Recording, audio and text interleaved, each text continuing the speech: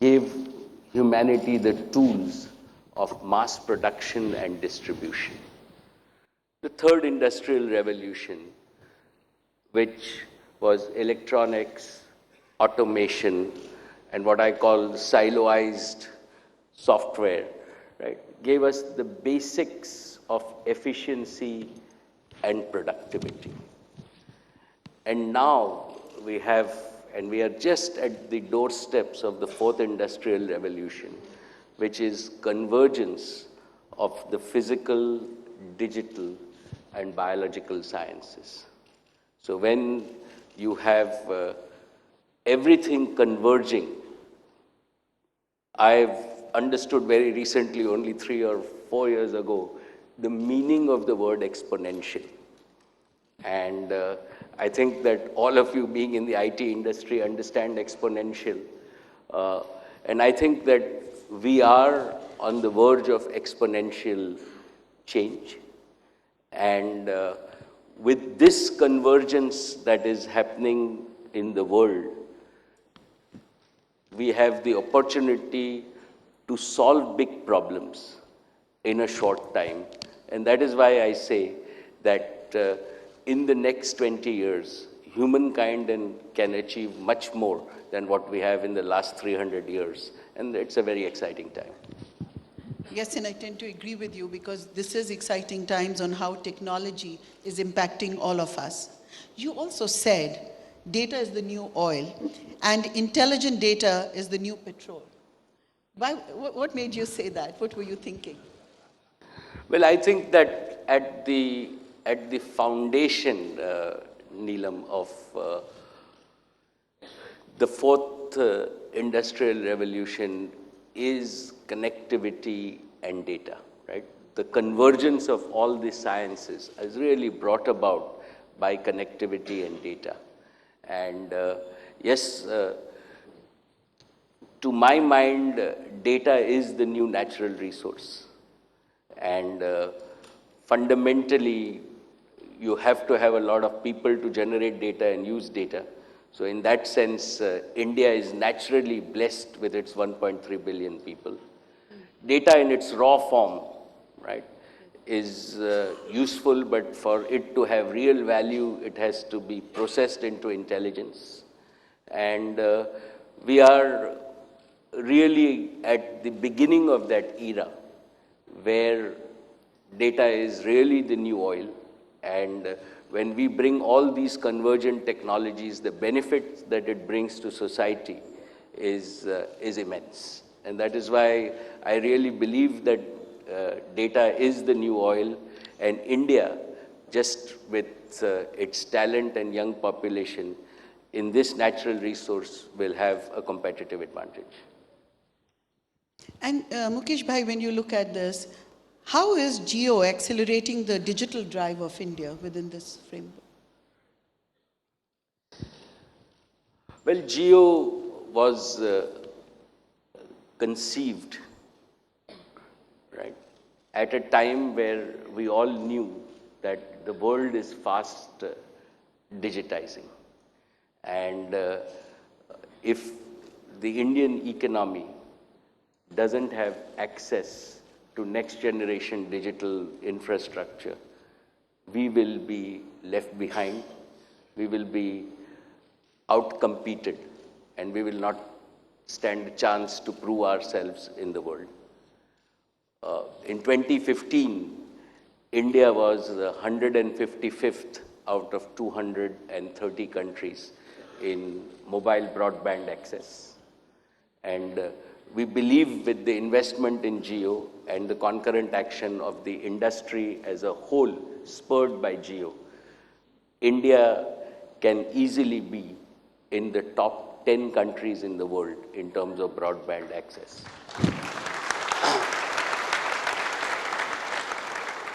And to our mind, every Indian has a right to live his life to his full potential, and digital life will be a part of that in the coming years. And given that, we think data is the oxygen of this digital life, and no Indian should have this oxygen in scarcity, in quantity, or should not have the right quality, or should not have the right affordability. So Jio really stands for affordability, quality, and quantity for all Indians at all times. And with the initial response that we got from Indians, we are absolutely overwhelmed. It's been one of the most phenomenal launches that India has seen in 2016, and all of us are using the Geo technology already. It has been phenomenal. And a little known fact which I'll share with you is some of the technologies which Geo adopted in setting up the network and setting up the whole digital solutions were perhaps being used for the first time, and that innovation, taking the risk on the latest and the greatest technology, Geo has done, and it's been an incredible journey from technology perspective. But then, what are the next plans for Reliance in this digital era? Well, we are, from our point of view, the way we see digitization of the world, as you said, Neelam, we are at the bleeding edge of technology. And when you put young Indians together, right, and give them an opportunity, in my experience, they have always outperformed and outdelivered. So what we now have is a network platform. It's the world's first all IP platform that covers now over 95% of Indians. We really think that as the world digitizes, with the opportunities that we see to solve big problems, the next step is partnership. And I was just talking with Saurabh and Harish Bhai before in terms of saying that, great, this has been a great journey for $260 billion. And what do we want to achieve in the next 10 years? And I was telling them that actually Trump might be a blessing in disguise. Why do you say that? It will focus the Indian talent, it will focus the Indian IT industry to focus on solving problems in India. And I think that the domestic market,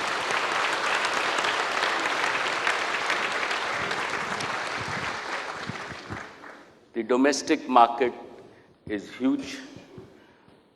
Within that, I think that what the Geo platform offers and what we look forward to is really partner with the next generation to really solve problems for India, to improve quality of life for our people, to make sure that our industries are more productive, and to, again, not only, as Harish Bhai just told me, that this is reimagine and not re-engineer. Yes. Right? So fundamentally, it's like our view is that we partner, and in this is all about building the digital ecosystem. No one company can do it on its own.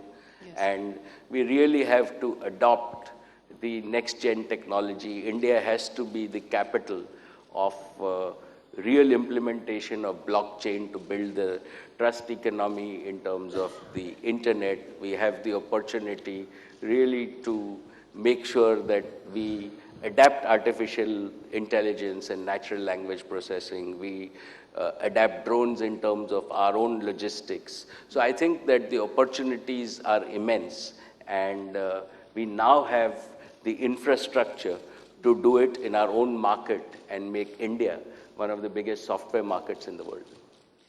That really is exciting, and it brings me to the next question. Planet of apps. If we can take the liberty of saying so, how do you see this transforming the way we live and rendering mobile as the most important device for IT?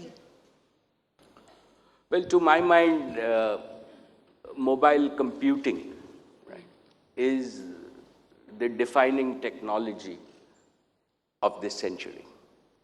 And when you combine mobile computing with the progress that we have made in connectivity and with machine learning, deep learning, and artificial intelligence, right? And the whole natural language processing.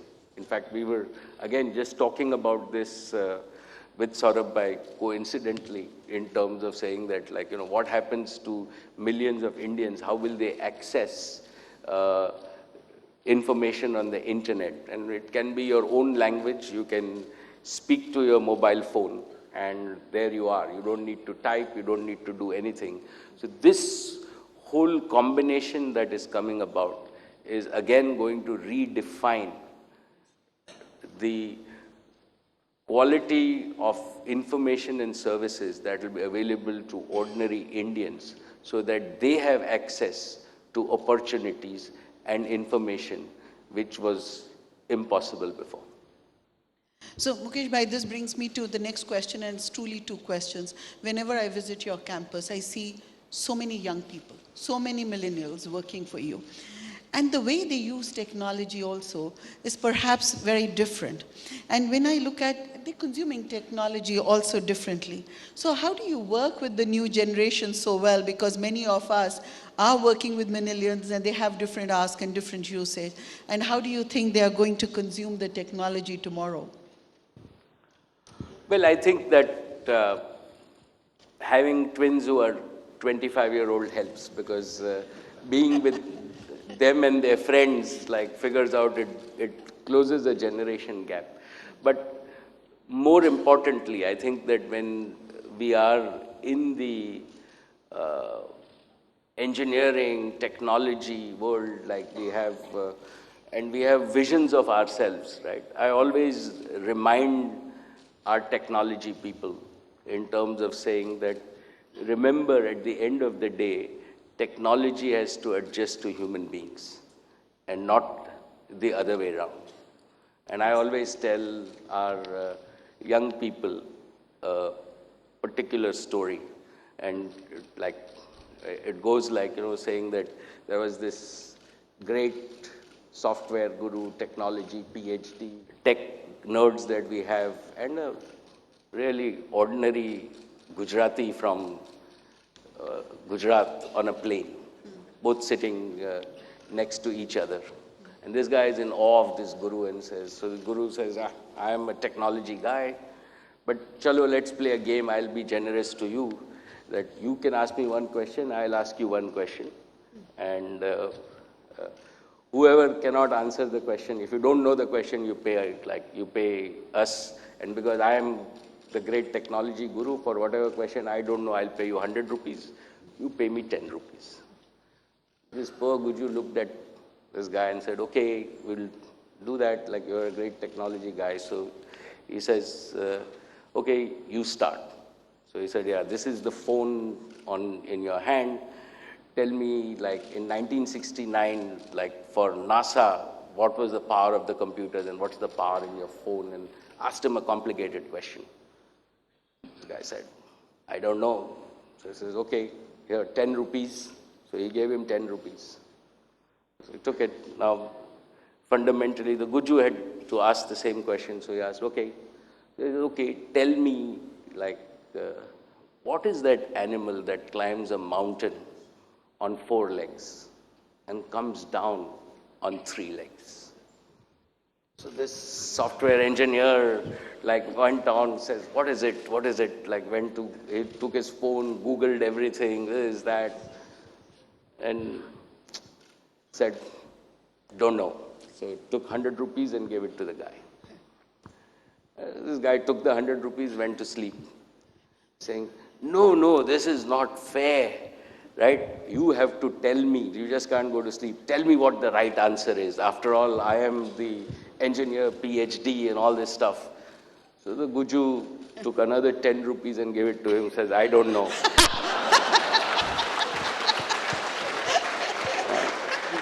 So within this, I think that the big lesson that all of us engineers and tech gurus have to understand, that ultimately there is common sense and the power of the common man, and technology has to adjust to human beings. All our young people have to understand at the end of the day, we serve society and we serve that common man, and we should always be aware that he's far smarter than each one of us.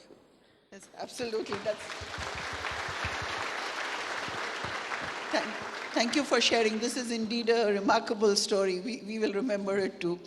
Uh, going on to look at India as an economy, India was once a leading economy in the world. Today again, the world has started taking note of India's potential for growth in coming decades. Can India become the change leader for the world? Absolutely. I think that we have all the ingredients of leading back in this new age that the world is going to go through. And just let me give you one simple example in terms of change. And it really is on the work that my friend Nandan Nilkani has done in terms of the Aadhaar identity system. So because we have Aadhaar, where now over 1.3 billion people have individual identity, right? That helps multiple industries. When we started Geo, right, and we set a target for ourselves in terms of saying that we will acquire 100 million customers in the shortest time, right?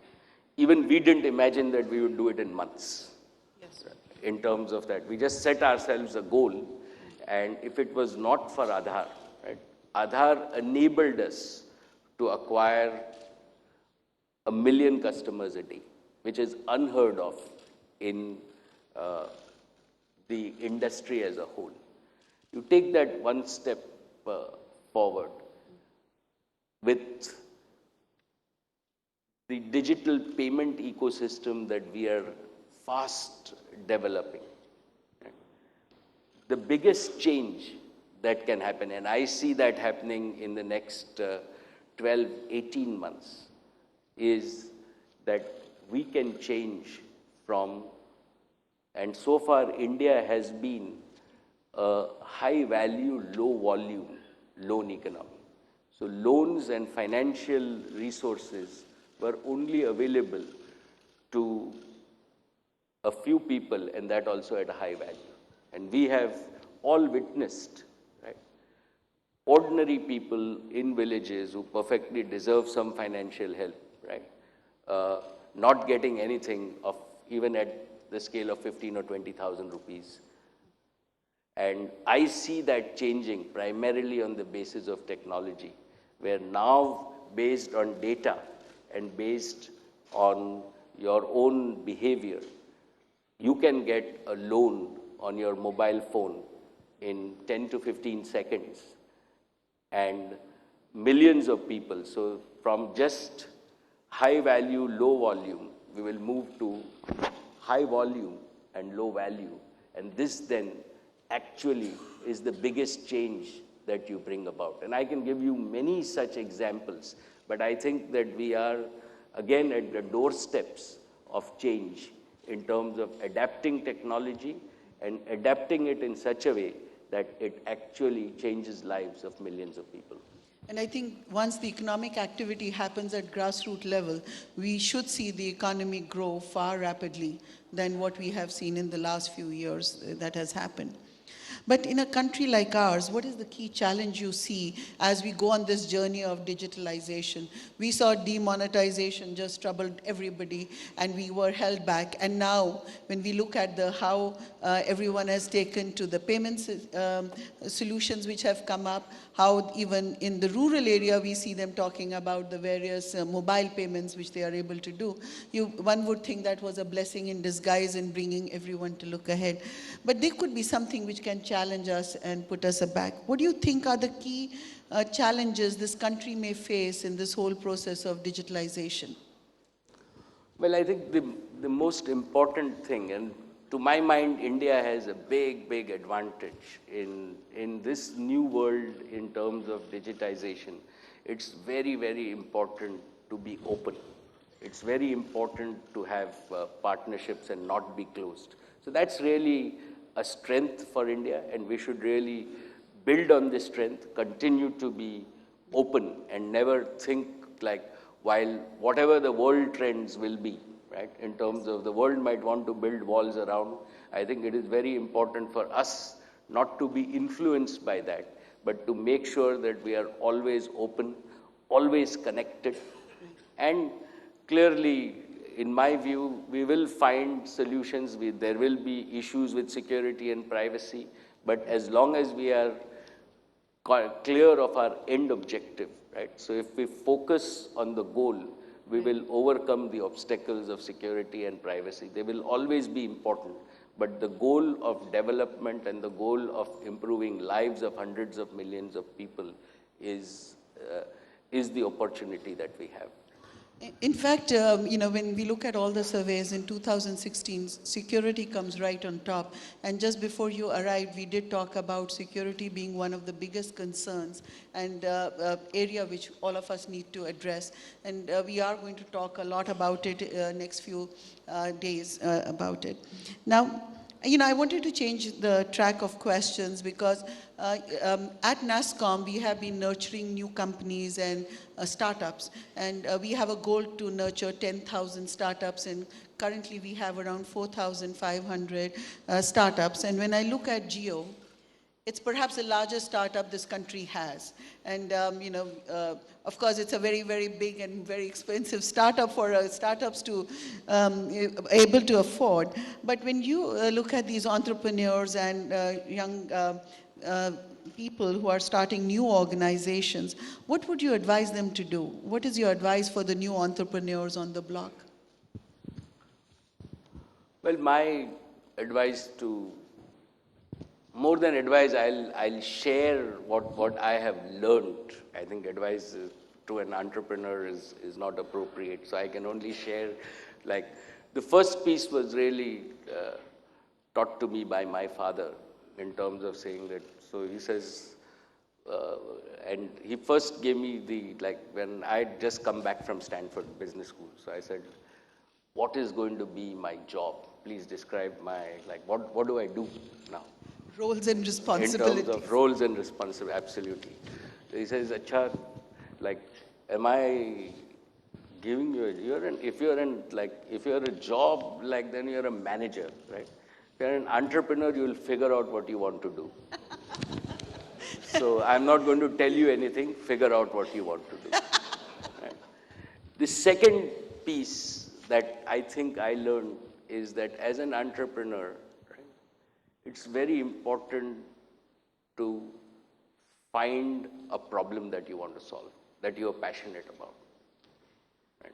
There is no, and this is the same thing that, in fact, Professor Sharma at UDCG, I was blessed to have him. He'd always say that I'm not going to give you a list of problems and then you can go and work on anything. You find a problem. And then I will grade you on the quality of the problem that you find, and then I'll grade you on the quality of solution that you actually do. So the same rules apply for an entrepreneur, that it's not solving problems, it's first finding problems. Once you find the problem, right, then you solve it. The third thing that I have learned is that, and we've now institutionalized it at Reliance, is that you have to create societal value. Right? You have to solve a problem which actually does good in some way. And that has to be the main objective of the business.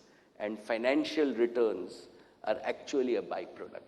If you focus only on financial returns, right, chances are that you would not really become great and solve your own passion.